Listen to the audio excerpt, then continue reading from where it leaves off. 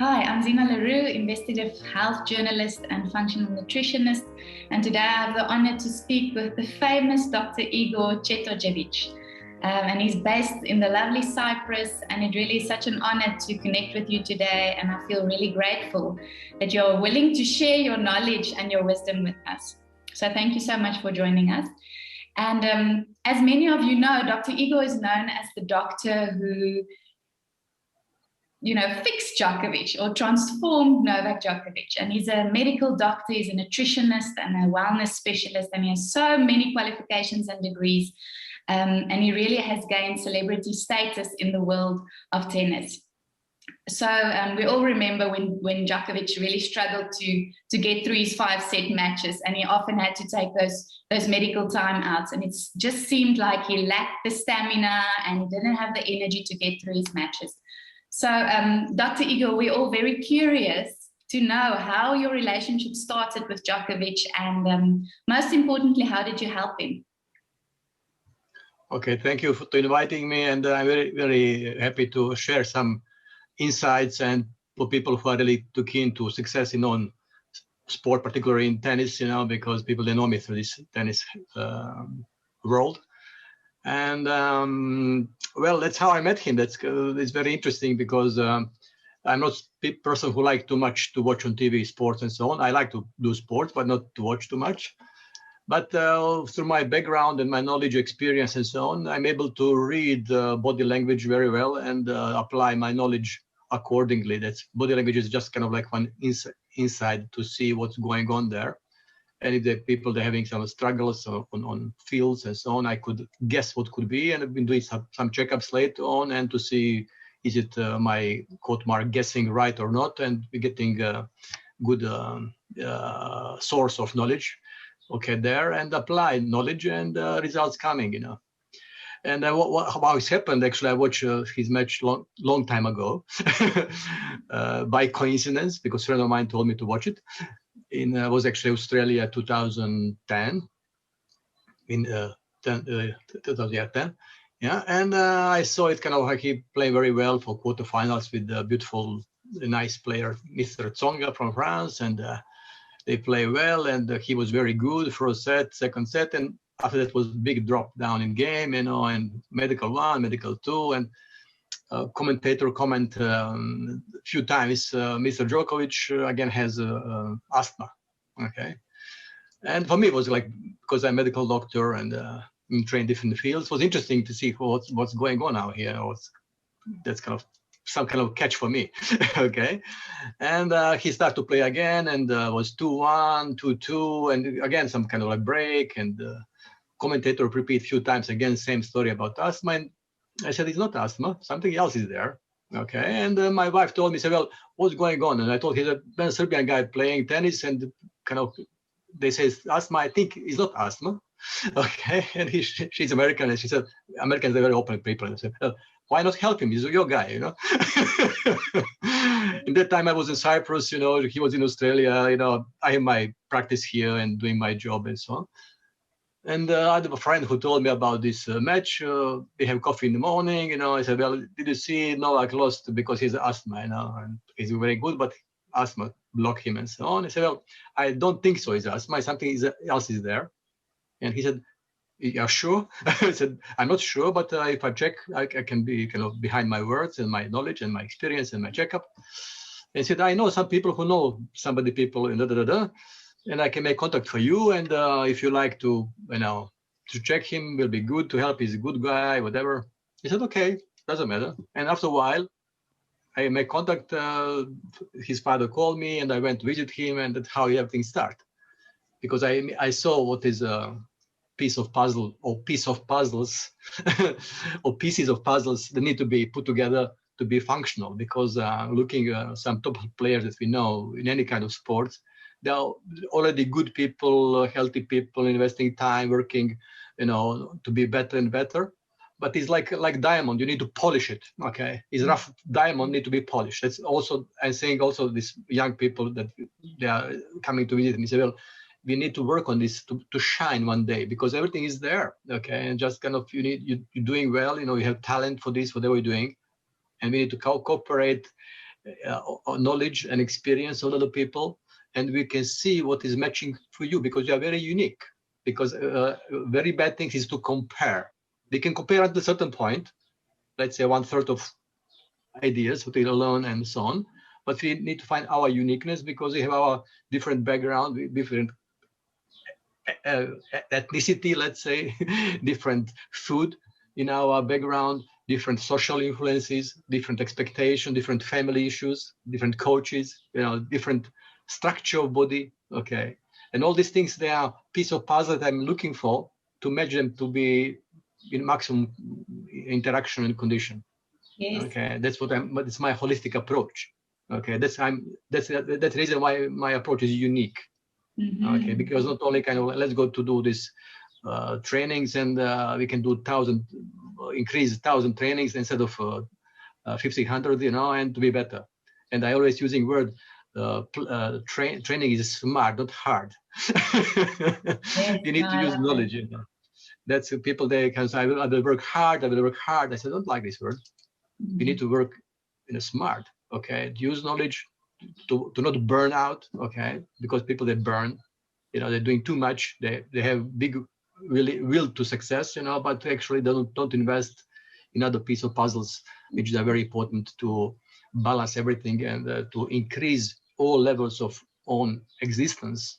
Yes. Because young people, they are maturing also and growing up with all this experience, and we need to kind of start to build up awareness about this piece of puzzles.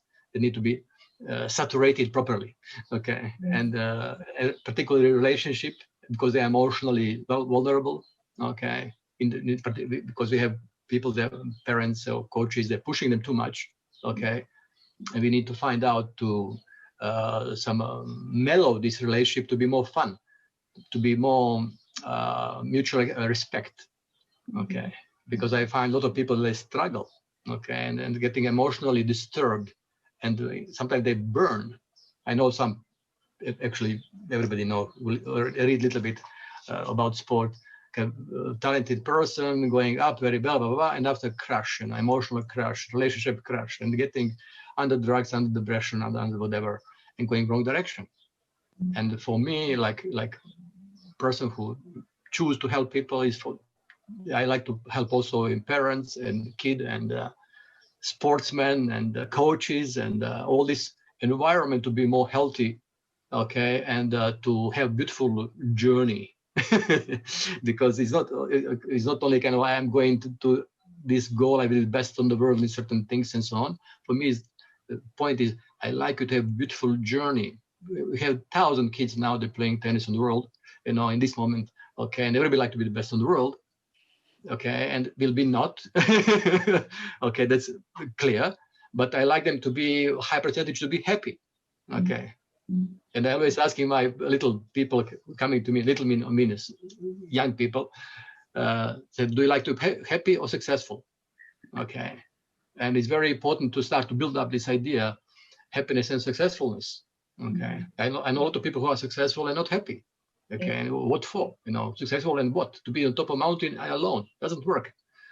You need to share this happiness because they're social beings. Okay, and to be successful is something else. In big sports, you have successful people, but they are really, you can see, getting later on out of sport life, getting involved in alcohol, in drugs, unhappy, broken marriages, crashing cars. Because they are just empty. Okay, and for me, to help them to grow up, like to be mature people, okay, and to share my knowledge and wisdom that I have, that I build up, and with a grasp a little bit from my directions, they're getting certain easy way to own goals. Yes, no, I love that, and I absolutely agree. And like you say, there's many pieces to the puzzle, right? It's not just about training more and more and more. There's so many other things that you also need to pay attention to, like your nutrition and the relationships you have, your emotional health. There's so many different things. So and like you said, you need to bring all of these pieces of the puzzle together to make the diamond shine, and to really get the full potential of a certain athlete, right? So today we aren't going to go into all the details. So today is just a quick teaser just to let everyone know, you know, what the webinar is going to be about. So if you want to know more and if you are interested in, you know, how exactly Dr. Igor helped Djokovic and giving us more details, you can join our webinar on the 14th of March at 11:30 a.m. So make sure to sign up. We will have the link available in this video. But for today, just to end off, we just want Dr. Igor to leave us with 3 quick tips. If you had to summarize 3 tips that he can give us, what you can do today to increase your sports performance or improve your game. So what would you say is your top 3 tips for athletes out there? Well, that's if I'm talking with young people, okay, I would like them to move on to telephone far away from on bed, okay, to not be disturbed, to have good sleep. Okay, because sleep is time when we recharging and regenerating our body. Okay, and that's biggest issue for this new generation, because we are exposed to our radiation around us really 24/7, and our whole physiology and body and mind and spirit and all this, our existence getting disturbed. Okay, and our focus dropping down, and we could not focus very well when we're doing certain schooling or doing sport or something. We have less and less people who are kind of seeing this, okay, because monkey see, monkey do it. Everybody doing it, and I'm doing it too, you know. And particularly sport people, they need to be focused to not be hurt, let's say, later on.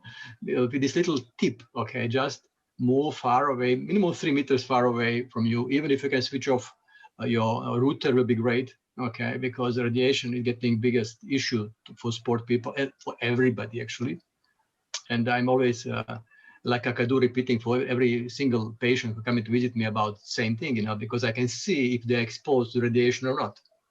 And Novak learned this when we start to work on beginning. Okay, we need telephones, we need technology, but we don't need to be slaves of it. Okay, we need to how to use it, okay, and to be more happy.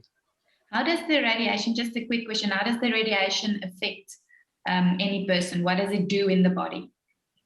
Definitely, because we are electrical bodies on the end, okay, we are beyond biochemistry, okay, every single atoms vibrate.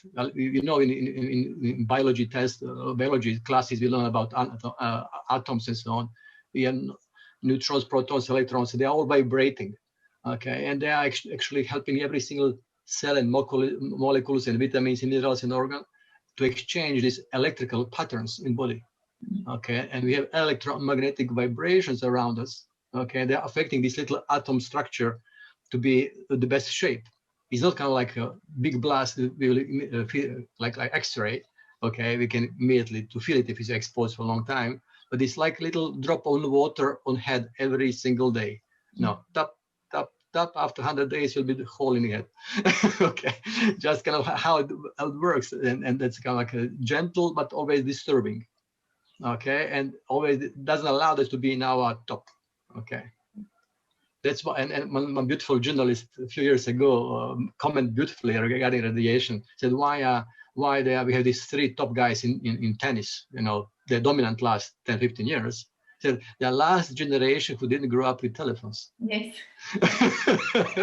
And I think it's a very good point, very good tip, you know, for youngsters to think about it, because they are kind of like they grow up without these disturbances. Okay, of course, in talents they could come on, you know, on height, okay, with smart work and good pieces of puzzles around. Yes. But the first thing they didn't grow up with, you know, with radiation around. Second tip is I like always word I mentioned earlier, but I'll repeat it. Do trainings smart, okay, not hard. Okay, that's biggest tip to understand, you know, to use knowledge and apply knowledge, not only to know it, apply knowledge. I know a lot of people, they say, I know it, but how much you work on it consciously, with love, with respect, okay? We cannot apply everything immediately, 100%, okay? But we can apply certain, what we could, and slowly build up, and we will get in certain maximum after a certain time, okay? And third point, love your game, love what you're doing it, not kind of hate it, okay? And it's a very bad for psycho-emotional balance, because we have bad day, okay? Sometimes we don't succeed, okay? This is part of growing up, and we need to accept like maturity, because we're falling down to learn something. If we learn, we're growing up. And next time we have less chance to repeat mistakes or to be in these positions. That's how we're getting to be wise, okay? We cannot be born wise people, but if we falling down, we're having difficult lives, we're learning something through it and applying knowledge, we're getting more wise, okay? And smart. Because we have difficulties in life to grow up, okay? It's not always smooth, easy, now I'm successful and happy. We have kind of like difficult days to learn something, apply knowledge, what we learn from this when we have fall down, and apply knowledge, okay? So, okay, analyze your day with love, okay? So, well, that's what bad day, what I learned from this bad day, okay? Okay, if we learn, we can grow up, we can move on and reach a higher level. That's my little 3 tips for now. I love that. No, it's amazing. Thank you. And I think, like you said, the last one, you have to love your game. And often we see that, you know, parents or even coaches kind of push children to do something that they don't necessarily want to do, or maybe it's an unfulfilled dream of a parent where the child has to, you know, perform. So I love how you say it needs to be something that comes from you, and you need to really enjoy what you do. So yes, so keeping the telephones away, it's such a big disturbance, and the Wi-Fi and the radiation, so we can get proper sleep, and to train smart, not necessarily hard. It's the second one, and then loving your game and loving what you're doing. Thank you so much, Dr. Igor. I find that it's really profound. Thank you. Okay, that's and we can talk next time a little bit more, and people could send you, let's say, questions if they like to something to be answered. Yes. Okay, and I can prepare a question for them, answers for them. Okay, and I think to have a beautiful talk next time, and let's go to give some info for people who like to grow up. Absolutely. to reduce struggle. Yes. Okay. And suffering. So thanks for that. So anyone who wants to send a specific question through to Dr. Igor, you're more than welcome to send me an email. My email address will be available below the video. So just send us a question and Dr. Igor will be happy to answer it in our webinar on the 14th of March. I will do so. Okay. I like to help people. That's my job, to help people. But if it's good question, answer can be also good. Okay, so thank you so much, and I really look forward to exploring this topic in more depth with you, and thanks again for your time, and thank you everyone for watching.